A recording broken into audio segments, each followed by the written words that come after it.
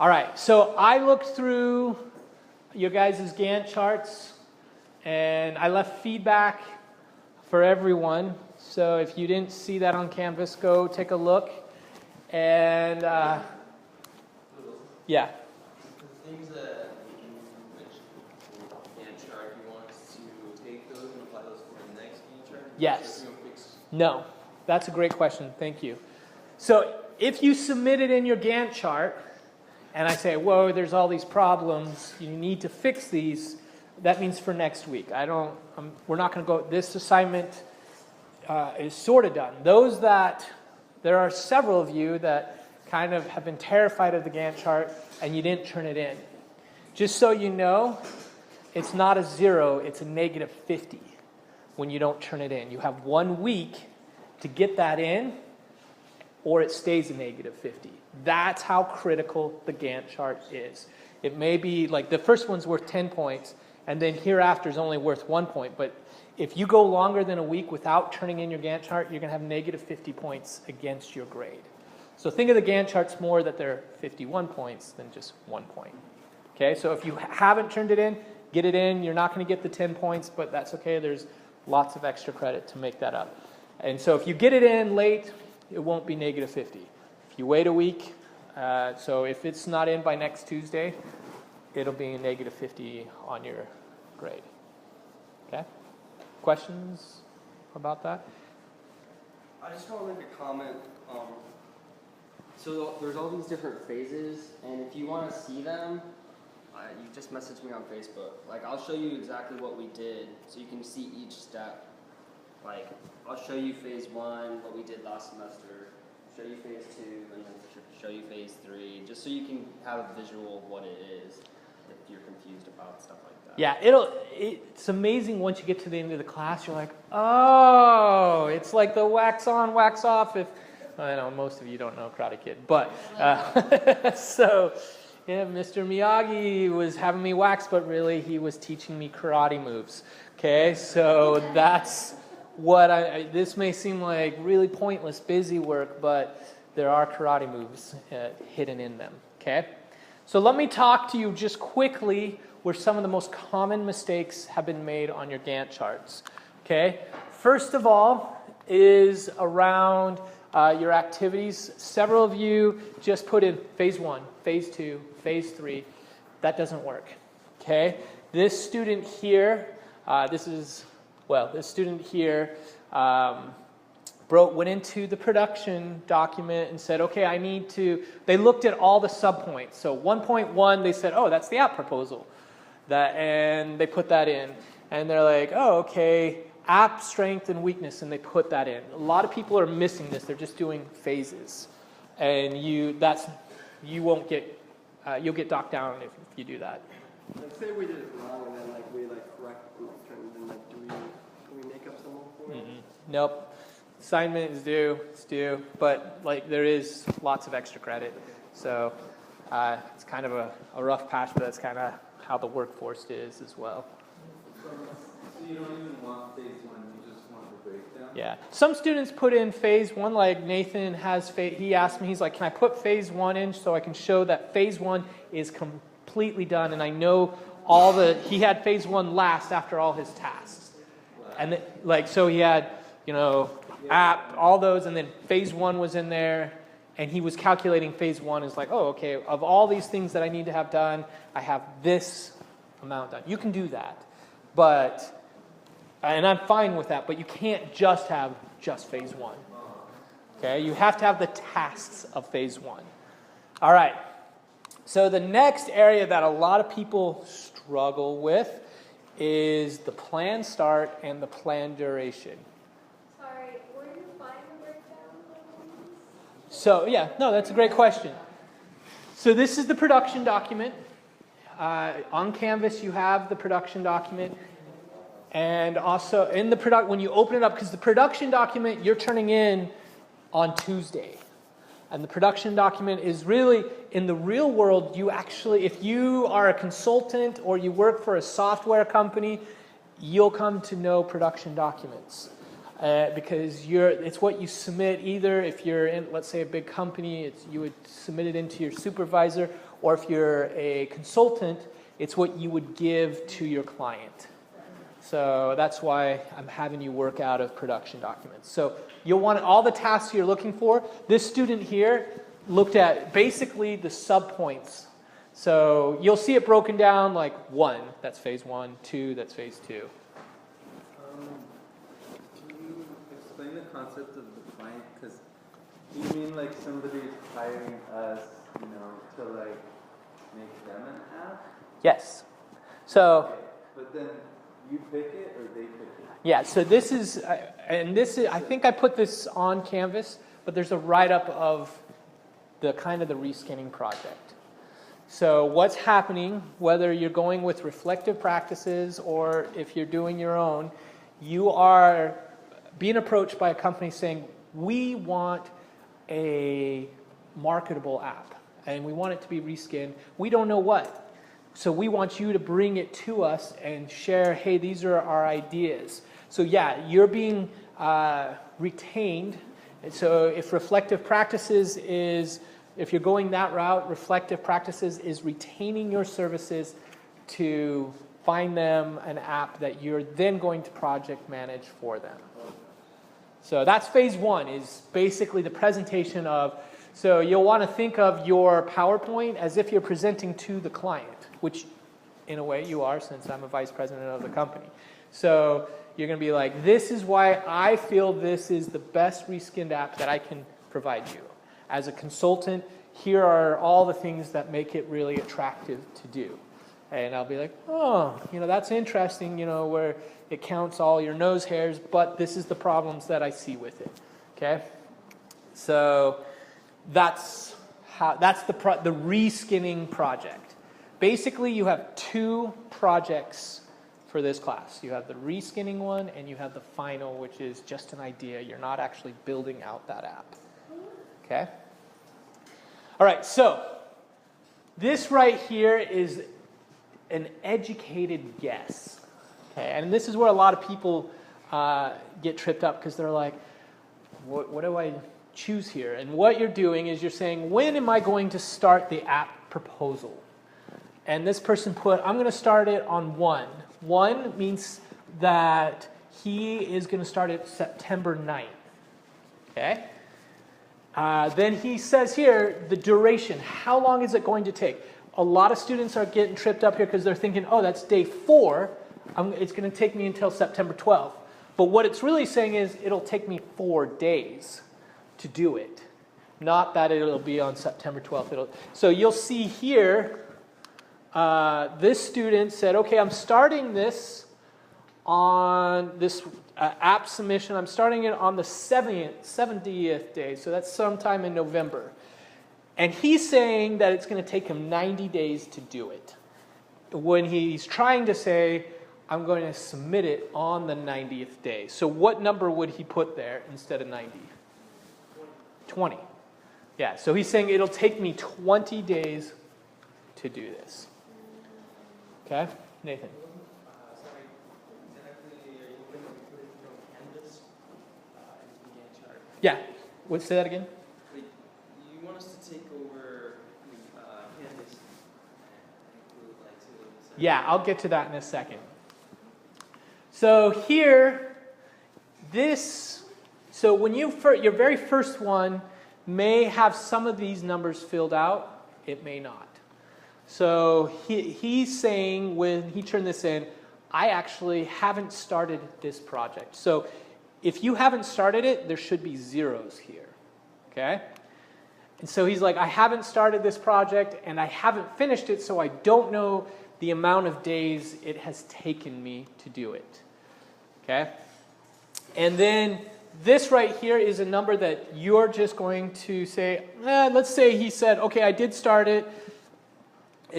I started it actually on day 3, and it was pretty simple. I finished it on day 3, so I'm going to put a 1 right here. It only took me 1 day to do it.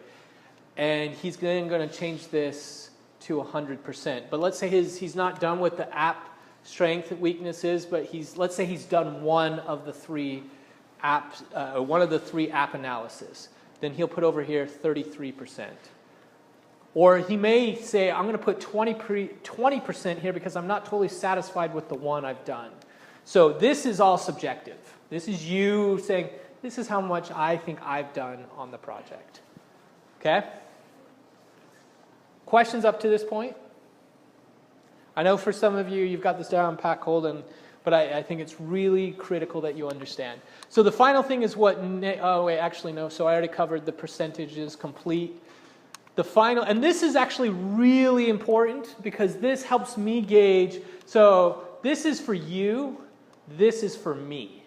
So this is for me to see, okay, on your UX script, you're only 13.8% done if you decide to put points in there if you want. And you should have already finished it. So I need to talk to you. So this is just to see where you're at with the project. So the final thing is what Nathan talked about. So this Gantt chart, I knew right away that there was a problem with it because you're not just pulling assignments out from the production document, you're also going into Canvas and you are looking for additional assignments. So this person doesn't have their digital point comments in here. They also don't have the different revisions of their app final. So you need to go, and that really I think is it. Those are really, as far as I can remember. You don't need to put in your Gantt chart. You don't need to say, I need to get Gantt chart number 8. And you don't need to put in your attendance quizzes. You're just looking more at more complex assignments than like your Gantt chart.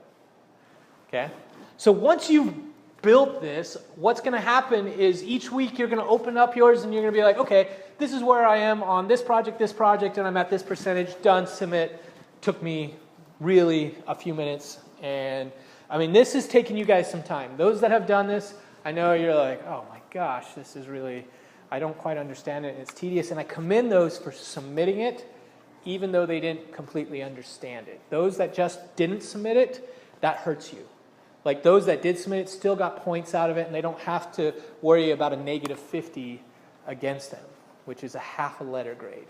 And that's, again, how vital these Gantt charts are. Okay? Is that clear as mud? You guys completely don't understand? Or do you got it? Okay? Any questions around it?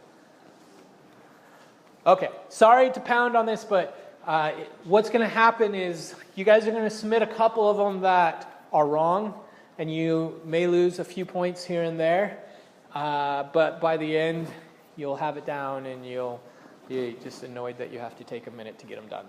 Okay? All right. Let's jump in. Yeah. If you are, thank you, Callie. Not even if you've done digital point comments, if you have the 3 likes. So a key was in when I was doing internet, I was doing the website side of things, but we use digital point. He already has the 3 likes. He doesn't need to do any more digital point comments. You're not doing digital point comments because it's cool. You're doing it to get the likes. Is there further advantages you get, like above the 3 likes? No. Not for what our purpose is. I'm just thinking. They gamify it. They give you trophies, but you become a cool member on digital point. But that's it. Yeah. I'm just curious. But those that have the 3 likes, I'm not always the one that is grading the assignment. CJ is, and he doesn't know that you have those 3 likes. So if you don't post on the assignment, I have fulfilled these requirements, there's a good chance that he'll give you a 0. Now, obviously, we will correct that, but just for the sake of doing it and making sure you have the assignment. So your assignment is not to do the likes. Your assignment is to tell us on Canvas, you're done. Okay? If you don't do that, then really you're making it harder on us, and I'm not going to give you the points. Okay? So you could go do that right now. Spend a minute just saying, I fulfilled this assignment, I fulfilled this assignment, I fulfilled this assignment. Okay?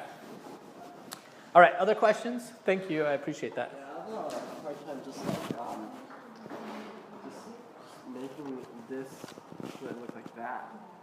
Like a copy and paste. No. Don't worry about Okay, so Jamie was asking about the bars.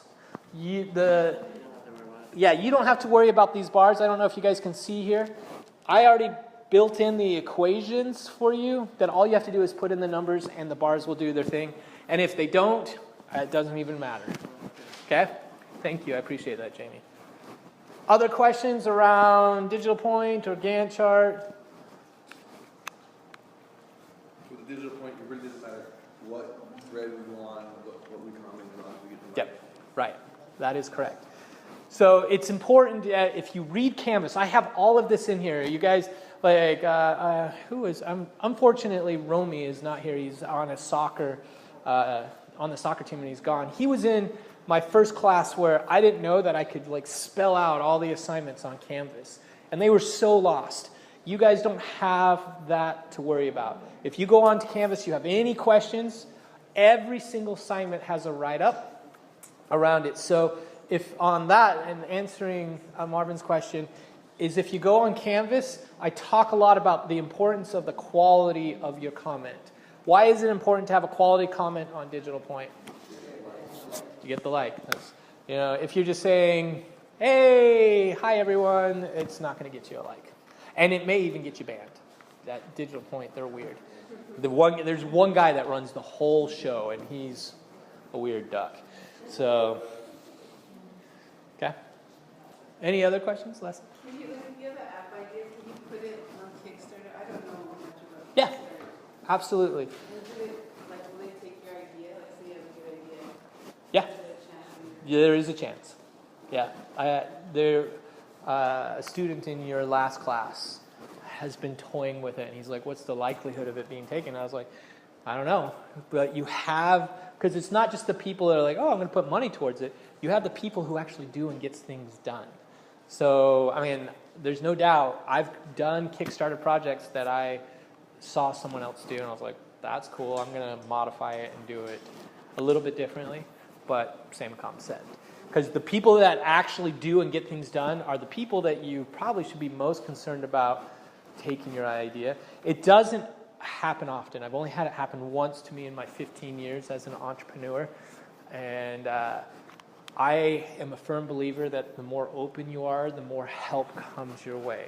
So the Kickstarter project that just got the most funding, the Coolest Cooler, the likelihood of someone trying to, he patented it, which helped him, but there's so much there, it would take a person a year of production to get anything close to what he had. Yeah. But, What do you mean by the people who get things done? so the people that create those projects, they're the people, I have taught hundreds and hundreds of people entrepreneurship. Of those people that I have taught, I would say less than a dozen have actually acted. Like, I have taught people how to make a lot of money online, and I would say 5 people have actually gone and done it. No, just period. And so my point is, most people are too lazy to steal your idea. I'd say 98% or 99% of people that you talk to are just too lazy to care. And I found that as a teacher and also outside of the classroom, people have lots of ideas, but people don't move. So I have found, though, when I share, those that are lazy and be like, oh, that's a really good idea, and if I had more ambition, I'd steal it from you. Those are the people that are like, let me introduce you to this person, and it gets the project going. So I'm I don't believe in hiding and not sharing my idea with anyone. If someone's going to steal it, I believe that I know there's got to be a Mormon doctrine around karma. What you do comes back to you.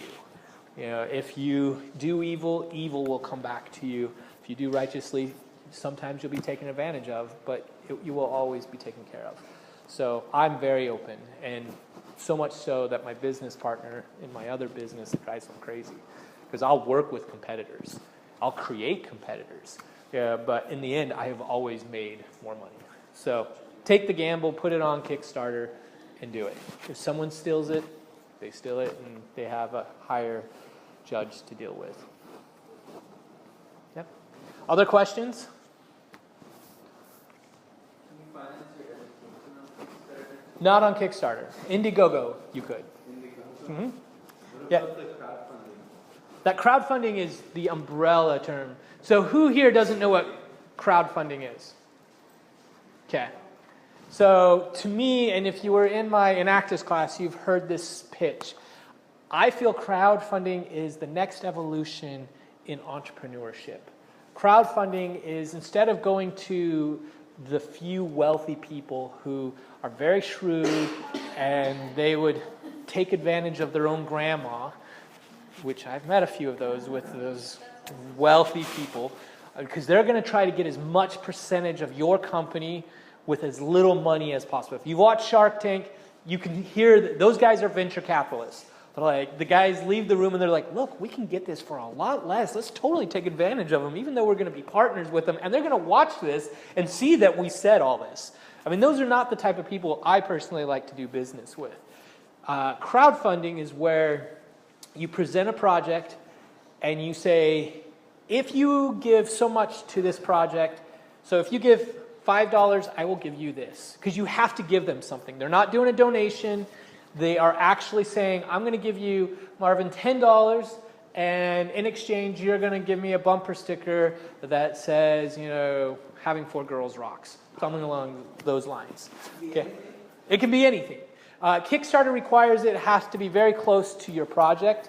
Indiegogo is much more broad. Kickstarter doesn't allow you to do nonprofits, doesn't allow you to fund your education. Indiegogo, which is the second largest crowdfunding service, doesn't care. But Kickstarter, if you go through everything that Kickstarter throws your way, you have a 43% chance of getting your project funded, whereas Indiegogo, you have a 9% chance. 9. So those figures may change a little bit because Kickstarter just removed they used to approve every single project, and now they don't. You can just take it in. They still say, though, if it's a nonprofit, if you're saying, hey, if you give so much money, I'm going to feed rice to hungry families in India, they'll shut you down. So, great question. So, I absolutely love it. We're going to have a Kickstarter class next semester. We had one 2 semesters ago. Lance was actually the president of it. I taught it. It was a blast. They did 3 projects. 2 out of the 3 got funded. It was really cool. So I recommend that's definitely a class to take for next semester. It's called crowdfunding. I missed the part where you said Indiegogo has 9%. Anyone that does a project on Indiegogo, they have a 9% chance of getting funded. Okay. Whereas Kickstarter, they have a 42%. And what's the difference? Indiegogo allows anybody to do it, where Kickstarter is very strict on who they allow to do it. Well, they still are, though. They may not review it, but they still have several of their guidelines that will keep that quality score up. But I do see it going down. So crowdfund, there's no organization called crowdfund. No. That's just the term. That's the overall term. So you have crowdfunding that's on commerce side. So where you're doing a product like the Coolest Cooler. If you guys haven't seen it, it's pretty dang cool. And you have a product and you're raising money on it. Then you have fundraising where you use the crowd. And CrowdRise, R-I-S-E, is the largest one on that end. So I'm trying to think, man, I can't believe I want to call him Jeremy, but his last name's Hayter. Who knows? Spencer Hayter, okay? Crazy story. His mom died of cancer. His sister died of cancer. His dad got cancer, beat it, got it again, beat it, and still is fighting it. His whole family has been plagued by cancer. And so he went on to CrowdRise and raised I think it was, by the end, it was like $40,000 to help fight against cancer. So he had a very compelling story. I worked with him on that, and it was amazing. And he was very much a go-getter. He was the type that I said, okay, you need to do this, this, and this, and he went and did it, which is also rare because I'll tell students, hey, these things will help you, and it doesn't always happen. But Spencer obviously was motivated because he was not doing it for the money. He was doing it for the memory of his mother and his sister who had passed away. Okay. Other questions? Would you be able to give us like the different crowdfunding As of 2012, and I know this has changed, there was 452 crowdfunding. The top three on the commerce side is Indiegogo is number one. Kickstarter is number one, Indiegogo is number two, and Rocket Hub is number three. Those are, and to be honest, I would just, all three of them have pros and cons. And I would run with one of those. The other ones, it's very unlikely that you'll get funded. Okay. All right. Anything else? No? All right, let's jump in. Let me ask you guys, what was Noah's message to his people? What's that? Prepare. Okay, definitely. What else? Repent. Okay. What else? Have faith. Okay. What else? Be obedient. So Noah, there's a discrepancy. Some people believe that he preached all these things that you said for 120 years. Other people think it's 75. So for 75 to 120 years, he preached all those things that you just heard. During that time, do you think he ever said, well, let me first, before I jump into that, let's go to the scripture here. So I pulled this from the New Living Translation, not the King James, because I just felt it was a little bit clearer. And Nathan, would you mind reading that? God did not spare the ancient world except for Noah and 7 others since then. Noah warned the world of God's righteous judgment. So God protected Noah and destroyed the world of ungodly people with bad flood. Okay, so Noah went out and said, hey, we're going to have some serious problems here. And only his family believed. Now let me ask you this. Do you think Noah said, whoa, you got to check out this boat? Like, it's huge. Like, I got the best wood for this boat. This is why you should get on my boat, is because it's I've decked it out. I mean, it's so big I can put 2 of every animal on this planet in it. Do you think that was his message? Was he trying to sell them a boat? They needed the boat, though. Like, they didn't have the boat, they would die. Why didn't Noah not pitch the boat to them? Yeah, no one saw the need for it. Why else?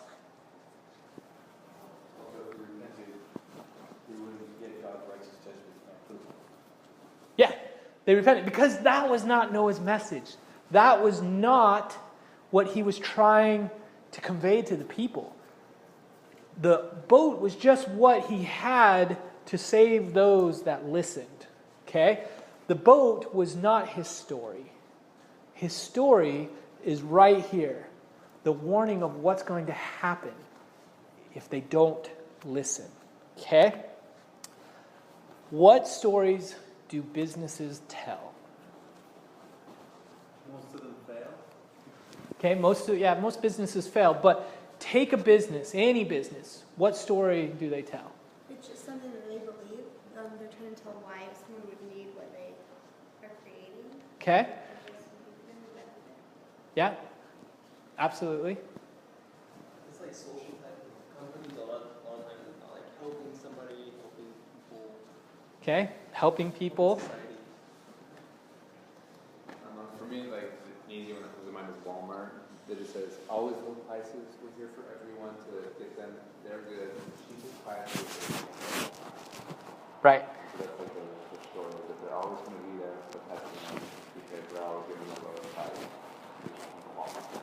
Yeah, so Walmart's story is that they're cheap. And that's backfired on them because then it's equated to low quality, weird people. You know, I'm sure you guys have seen on the internet, only Walmart. you find some. And so that sort of story has definitely backfired. So what's interesting is that a lot of the businesses go the Walmart route. They share the boat. They're like, check out, we've got this boat is amazing, guys. Instead of, Walmart, they can't do this anymore, but in the 90s, who knows what their message was in the 90s? What's that? Nope. I remember this bouncing smiley face. Yeah, they took that. I actually have a whole story around that for another day. Their story in the 90s was made in the USA. That was what they really pushed. What was made in the USA? Oh, it didn't matter. Anything that when they say made in the USA, what story are they sharing?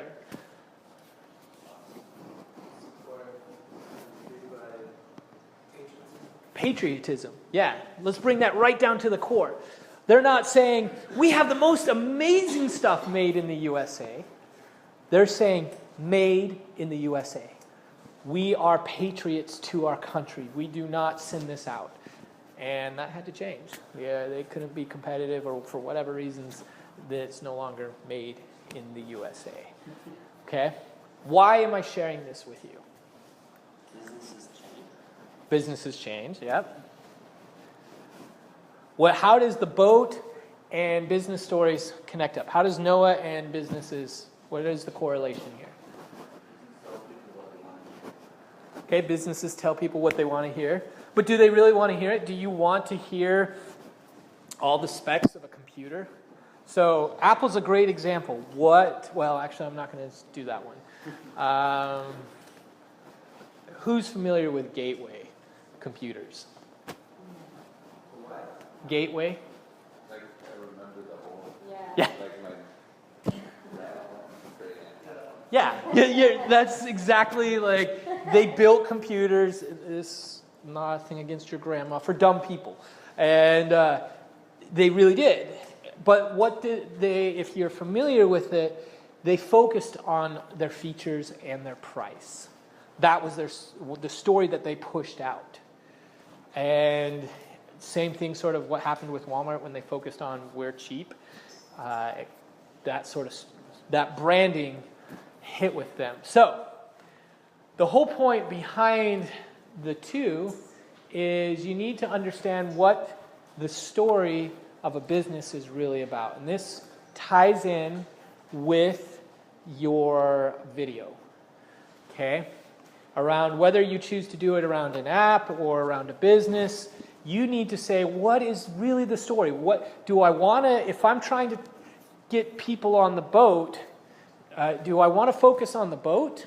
Or do I want to show them that God is loving and caring and that they can repent? And heck, I want them to repent if they're going to be on that boat with me.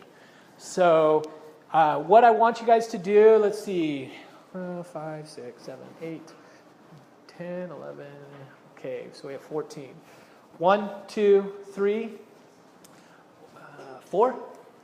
1, 2, 3, 4. 1, 2, 3, 4. 1 and 2. Ones are over here. Twos are where Nathan are.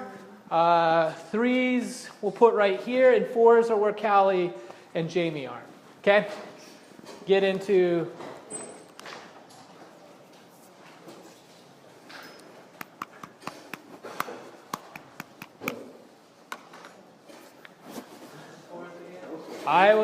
So fours are right here. Okay. Depending on your group, I want you to do two things here. For the next 7-ish minutes, I want you to determine what is the story. So if you're group 1, you're analyzing Red Bull. Get on the internet, look at Red Bull, like their commercials, look at their slogans. I want you to tell me what is the story that they're trying to share, and what. So yeah, if you two there, I knew we'd have one group of 3. And what is their product or their feature? Like, what is the boat? Okay, so what is the story? Like, what is Noah was preaching repentance? That was his story. That is really what the message Noah wanted to be known for. And then what is the boat? What is the product? What are the features? Tommy Hilfiger, BYU Hawaii, and the LDS Church. Okay? Finding Yeah, you're going to find the story and the boat. So what is the story what group are you guys? Three, BYU Hawaii.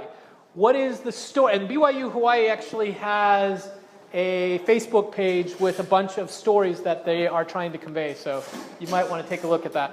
So what is the story that they want people to know them for, and what before he jumped off?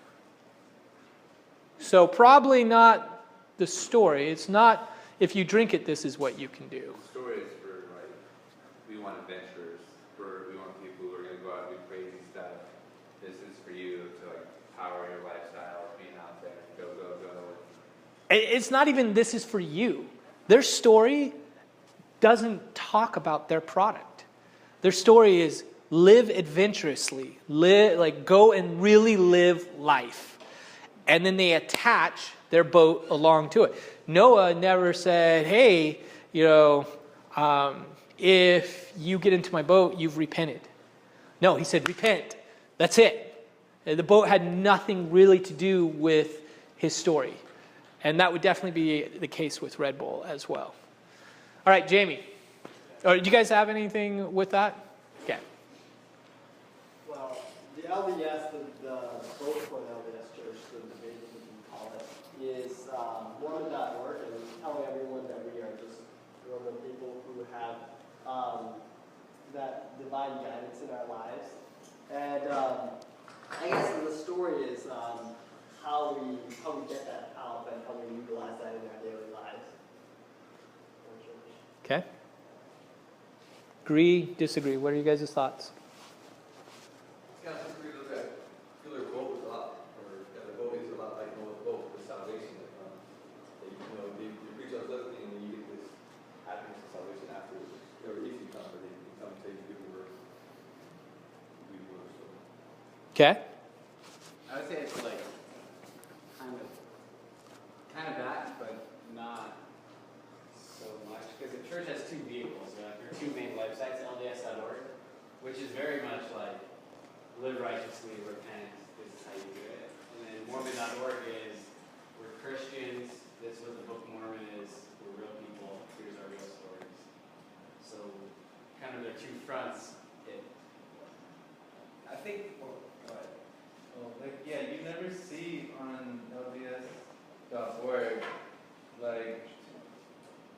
repent, you sinners that, fornicate and, live in sin.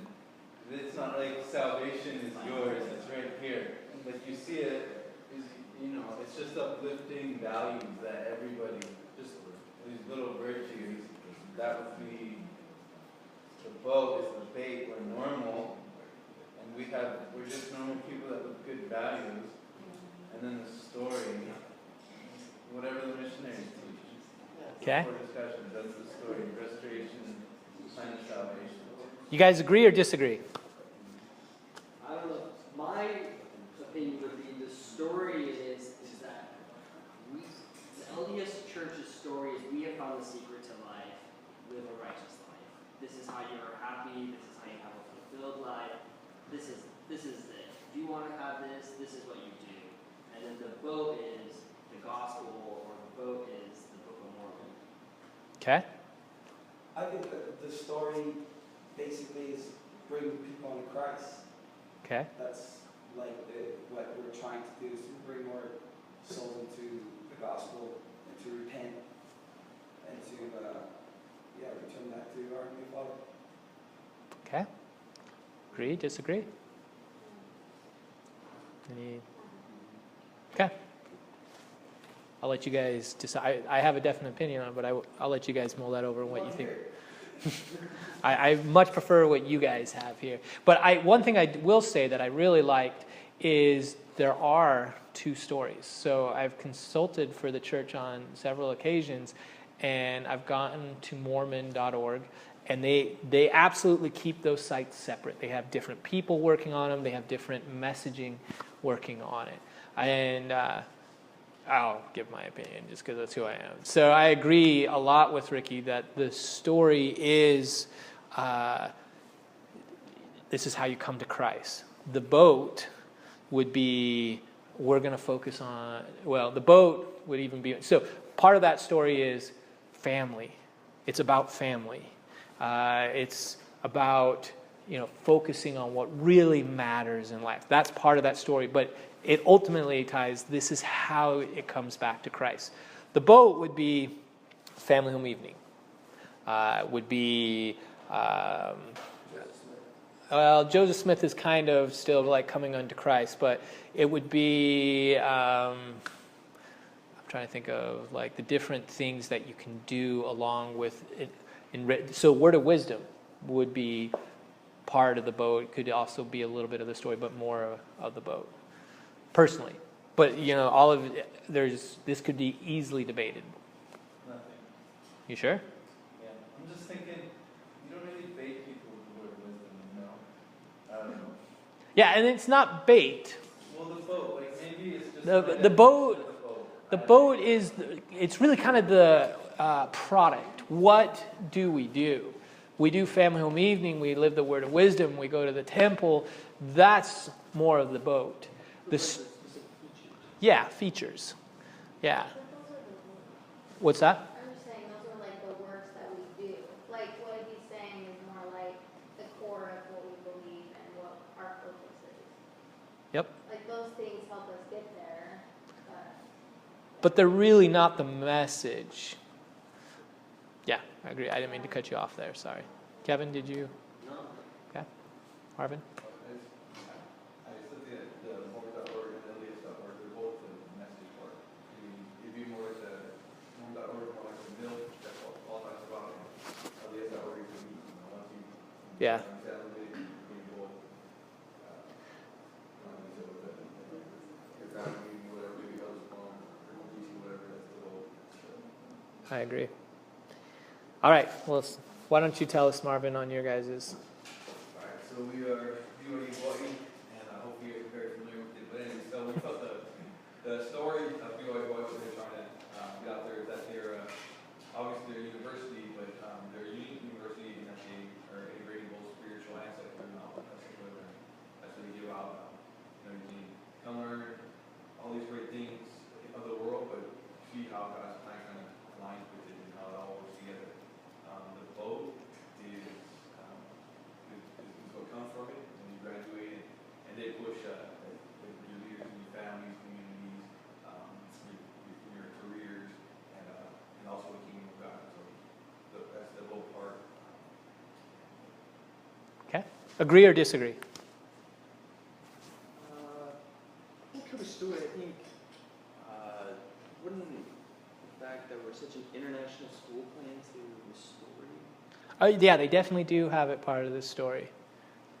I mean, they pull that in, and Go to like their website, and it's like the first thing you see is like the circle flag with all the flags, and there's different people from all over. Yep. Sorry, I forgot that part. I'm good for putting that up for them. That's the main part. Of being an international school. Oh yeah.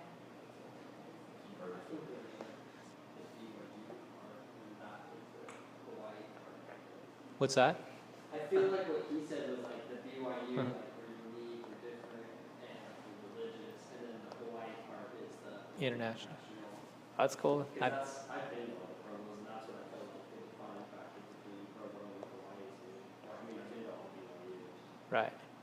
Yeah, that's interesting. I think for Barry Hawaii, our vote would be a little more like David McKee's vision, that from the school go people who will be felt for a, for peace and leadership skills and whatnot. So I think that that's a lot of Barry Hawaii's focus. Is that this is a special place where special people come in, a special reasons and whatnot. Yeah, no, definitely. Nancy. Well, so I work in the communications department. So my boss is overall like the PR for the school and so public relations. And his big thing is the school's mission. He says to learn, lead, and build. So learn secular and spiritual. Promoting leaders so they can go out and build the kingdom. So I'd say everything that he tries to do, he tries to accomplish one of those things: learning, leading, and building. Yeah, and I was going to throw that out. So he takes that I was going to say, if you really want to know the message, but I wasn't going to tell you, but that's exactly, if you listen to President Willwright, so he has told me, we were having a gathering in his home, and someone had asked him, how is he able to articulate himself so well on television and presentations? And he said, I have one message, and every time I speak, that is what that message is about. He's like, and the more I speak about it, more stuff comes to me, and I'm able to be, and he's like, anytime I have a question, I always try to take it back to the message. And so I was going to challenge you. He just did, I think he's just, or is he going to do, no, he just did the devotional. But if you listen to it, and I haven't, but I am certain that he will focus on that. And and that directive has gone to communications that this is our focus. So that is and the boat would be really this, classes. We have classes. We have degrees. We have, we won't have, but we have sports, for a little bit. So that would be the boat. Organizations as well, like Connectus and Scope and What's that? like organizations, they're also vehicles as well. Yeah. Yep. You're absolutely right. So you're saying both for us is classes, Mm-hmm. education? Would you disagree? Now here's my question. So you know how like our mission for BYU, this is just thrown out there, I was just thinking about just now when we were talking. So because we're like a small school, we're very diverse, so we're not really pushing that, right? It's more of like a... It's a byproduct, yeah. Gotcha. But we definitely put it in our messaging. It's a lot what Callie was saying about David O. McKay's vision of what this school is and what it's going to be. So I think it's kind of creeped into kind of the story as well. All right, let's finish up with Tommy. Aki. So we're looking at the website, and so it's plugging with it, Yeah, that's funny. in the middle of the website it says gotta have it, and I feel like the company is trying to say to the people that if you don't have it, have this one, you're beautiful, or you're not cool. If you don't have it, you stay over here. Kind of things like that. And I looked at, I googled it. Who is Tommy? Hilfiger. Yeah, and said the company warned that black people, Asian people wear his clothes. So it's pretty extreme, but Okay, didn't know that. That's interesting. social status that they're selling, and to those people that want to be beautiful, want to be, I don't know, cool. So you would say their story is beauty, like what it takes to become beautiful.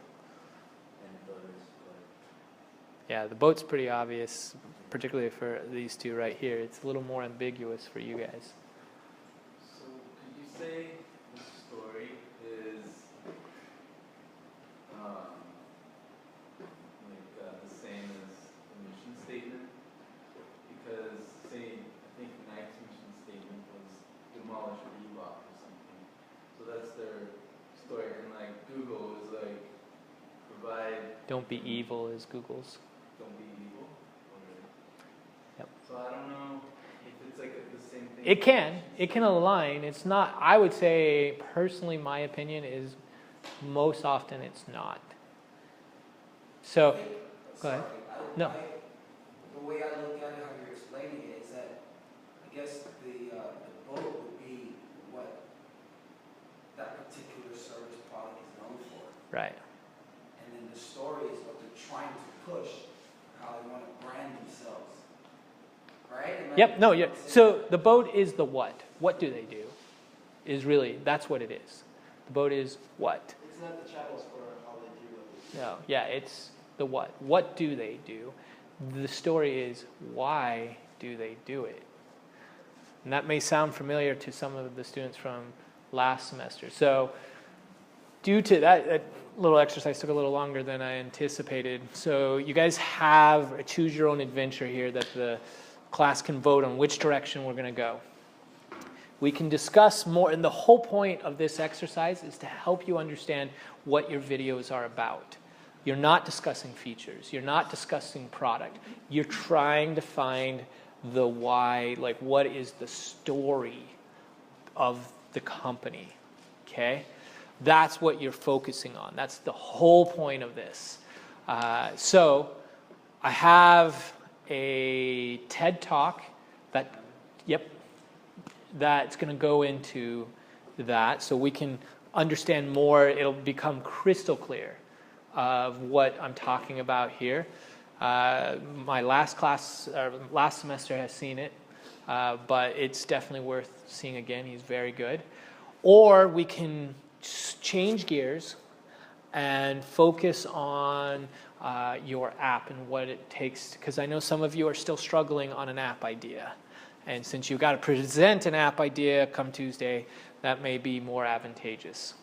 So all in favor for TED Talk, the why, how, and what, or raise your hand.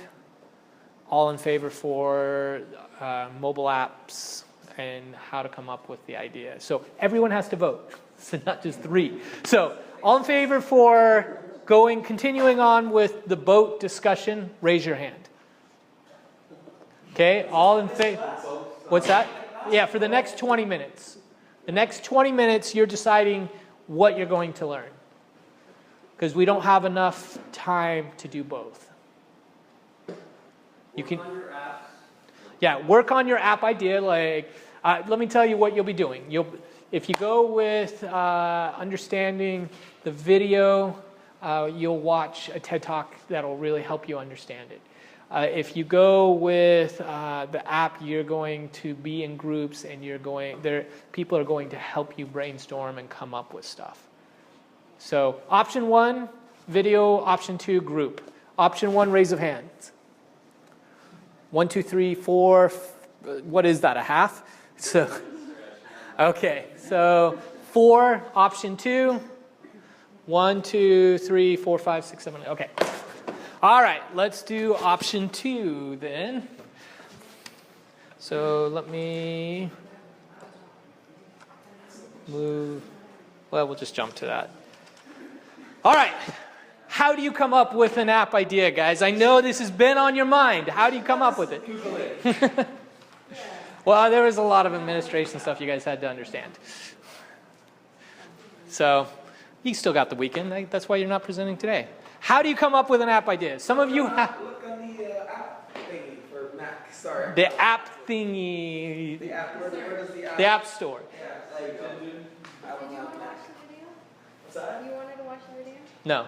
No, I was just whatever. I'm actually neutral, so whatever you guys... He's Switzerland, so... So, let's talk about this. I want to know, those that have come up with ideas, tell me how you came up with your idea. App Store, everyday life, like that's... Okay. What I was trying to do with an idea. I heard something over here. Something you could relate to, Kevin? I look for something that I would want, and then I see all the different apps that have it, and I go, I don't like what these ones do, and I like what this one does, and then I think about how I can put them all together. Okay, so he does a blend. A need. Okay, trying to identify something. Matt was telling me about an idea that he saw with Pee Wee leagues that is a definite need. So it's something personal in his life. What else? Oh, I heard somewhere recently, maybe in this class, find a problem and then you try to solve it. Yep. Okay, fine. Something that bugs you. Something that annoys you. That's probably the most common from last semester was like, this I would actually use, and this would help me overcome this. With people who worked on their final, they definitely focus on a pain. Lance, how do you come up with? Kind of like Kevin, I think of what I want, or like what apps I can use that either just weren't good or that had potential that I thought I could improve upon. Okay. useful. Like to me, something useful. I think entertainment is good, but it's not motivating for me to just pump out entertainment for entertainment's sake. But something that's useful is, you know, motivating for me because you're doing good. Plus, you know, you're learning how to make apps. So it's like, Okay. Oh, that's good. Anyone else? I would think looking at popular apps and seeing how you can make them better, I guess. Okay, that's a good one. Anyone else? What about what do you say about celebrity apps? Do we Like what? to come up with ideas on that? I mean, look at celebrities, but I don't know, fashion or whatever. Yeah, so you can do an app where you load celebrity pictures and change their features. Like you could swap out, Nicole Kidman's eyes and put on, I really don't know celebrities. Give me a celebrity. Tom Hanks, that's a good one. Tom Hanks' nose, and see, if they had a child, this is kind of what the child would grow up and look like. You can do it would look really weird. The technology is advanced enough, and you could do it where you could blend it so it's not all sliced up, but it looks like a real person. Would that be super hard if you were to do Nope. something like that? No, something like that's actually not. Yeah. It's just making sure you get the right developers who know what's out there. And you could do that within that $2,000. You could, actually. Yeah, I see that about a $1,100 to a $1,400 app. And maybe even less if it was even less features. So this might be off topic. For developers, like you're saying, you don't want to pick the cheapest one. Sometimes. So Justin, if you guys know Justin Cardiff, his came in pretty cheap, and they, hands down, they're also building Callies, and they're building Nace. If you know Nace, they're amazing, absolutely amazing. And they're charging more with Callie and Nace because now they can say, hey, we've got more skill. And sometimes they use that. They're like, I'll get you in so you can see that you're going to love me. And we do. We absolutely love these guys. So, but I have 3 apps from last semester that are a nightmare. Absolute. I sent them all messages last night saying, if you don't step up, I'm canceling this project. And all 3 of them were the lowest. So we had 4 really low bids. 3 out of the 4 have been wretched. They've kept me up late at night. It's a little bit off topic, but what do you see, how can, what kind of return on investment can we expect from the Okay. Yeah, no, that's not off topic. I think that's a really great question. So let me give you my example. I made a very simple, and some of you have heard this, but I made a very simple app. It was my very first app. We were on Android. I'm very much a Google boy, or have been in the past, and I wanted to try out the iPhone. There's a real craze around it, and my wife's like, I'm fine.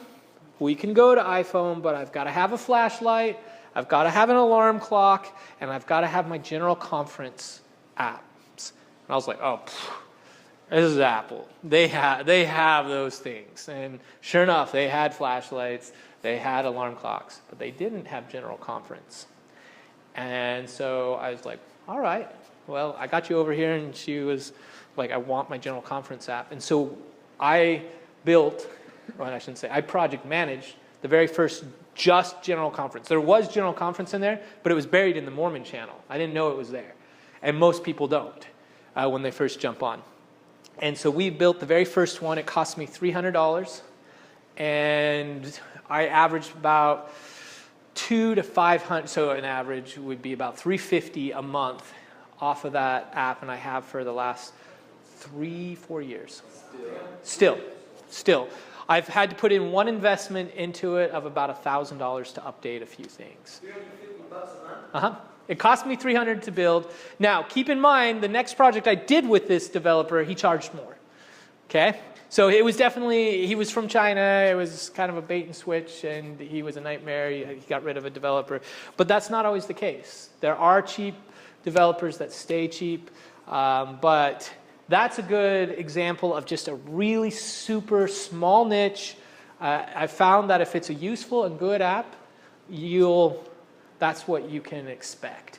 I've seen others who make about so I have one associate that makes about $700 a day off of ads. I've never gotten ads to work. It'll be fun. Lance has an ad one that we're launching. I've studied a little bit about that. Yeah. Yeah, so Could you just, is the success of ads based on the users of the app? Mm-hmm. It is, yeah. So a lot of them are clicking on it. Some of them are impression based, like how often do they show it. Apple, what happens is it depends on how many people are advertising. So Apple, if you have a lot of views, you'll see the ad about 40% of the time.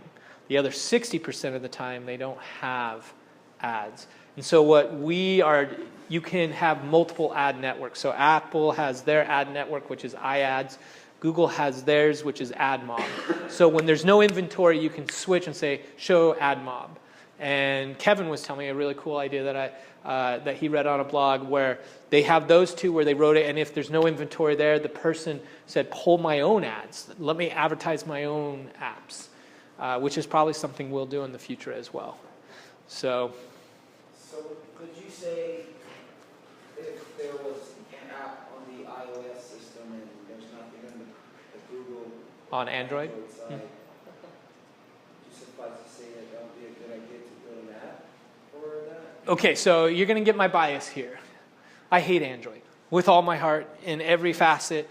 I would take Windows over Android, and this is why. So Google, they get up and beat their chest, and they're like, there are more users on Android than iOS. Why are all the developers developing on iOS? They need to be on Android. And they do. They've got so many more users, particularly Australia, New Zealand. Like, they are massive adopters because it's cheaper. But, and I've learned this with my own company, you make 10 times more money on Apple than you do Google. The study, like all the studies out there show this. My own company, we did this. We did an Android, and it was like exactly like usage. And main reason is Android, they're conditioned for free. When I was on it, I was so annoyed when I went to the iPhone, and it demanded that I put my credit card on there. I was like, I'm not going to buy apps. When I was on Android, I didn't buy any apps. I was a free boy.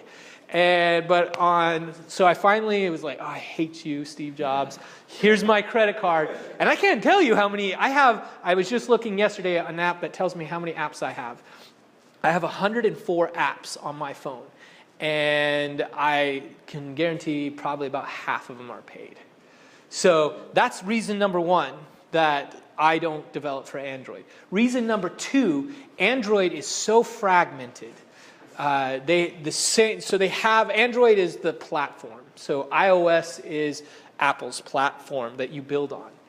I think there's 36 phones now, and they all use the Android platform differently. You can have flawless code that works perfectly on one phone, and then take that code over to the next phone, and the phone will start twitching. You're like, what's going on? This is perfect code. And so you have to code for all 36 phones. Popular apps on iOS, Google will reach out to the developers and send them the 36 phones and saying, we'll pay you to build this on Android. So my strategy in my company is iOS first, or really it's iPhone first, iPad, then Android. And only if the market is really jumping on iOS. I hate Android. And when I jumped, people ask me all the time, they're like, which one do you like more? And I was like, it changes from phone to phone. Some phones have Samsung has done an awesome job to compete against iPhone. But where you can really judge a platform is its apps. And because Apple is so stringent, like there's generally a week to 2 week process that a human being looks at your app before it goes to the App Store. The quality of apps is significantly higher. And I noticed that going from Android over to Apple. I was like, whoa, this is cool. But there's cool stuff that Android, like the swipe texting, are you guys familiar with that? Holy cow, I didn't even know about that until Erin, she was here the first time. She's like, you know swipe texting? I was like, no. And she like showed it to me. I was like, whoa, my mind just blew. That's amazing. That's how I want to text. It is coming to iOS. Yeah, about time. That's the only reason why I have this phone. Because I love No, I didn't even know. I mean, I do this for a living. I was like, what? This is a feature I would fall in love with. So, I mean, there's the battle of the phones, but the apps clearly prove the superiority of the two platforms. And that's coming from a very biased opinion, just so you know. Yeah, that's my disclaimer is I'm biased for it. Well, like, doesn't matter if you have like an iOS or not. Like if you're trying to like, build an app, but you don't have like an iPhone, but you're creating for an iOS. I mean, of course, it'd be easier to have it. So that you can Yeah, you don't need, so are you coding it? Or, yeah, you can't, if you're not coding it, it doesn't matter. Yeah, well, that's not totally true.